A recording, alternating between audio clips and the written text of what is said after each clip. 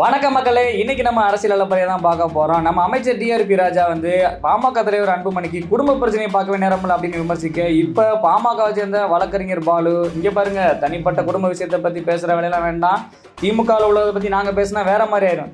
அந்த பிரச்சனை எப்படிப்பா வந்துச்சு அப்படின்னு பார்த்தா, முதலமைச்சர் ஒரு அறிக்கையை விட பாக்கான் நிறுவனத்தோட 15,000 கோடி முதலீடுல 14,000 பேருக்கு வேலை அப்படின்னு சொல்லவும், இன்னைக்கு அந்த நிறுவனமே நாங்க முதலமைச்சர் சந்திச்சதுல உண்மைதான், ஆனா எந்த ஒப்பந்தமும் போடல அப்படின்னு அவங்க ஒரு அறிக்கை கொடுக்க, திமுக அறிக்கை கொடுத்தா 90% பொய்யா தான் இருக்கும் போலயே அப்படின்னு நம்ம பாமக தலைவர் அன்புமணி சொல்லியிருந்தார்.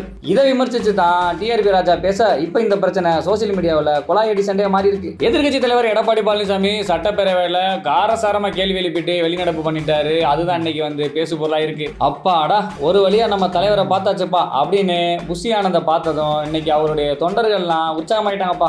ஆமா, தலைவர் ஏன் இத்தனை நாள் தலைமறைவா இருந்தாரு, தலைவர் ஏன் அரெஸ்ட் பண்ணல அப்படின்னு பல கேள்வி இருக்குங்க.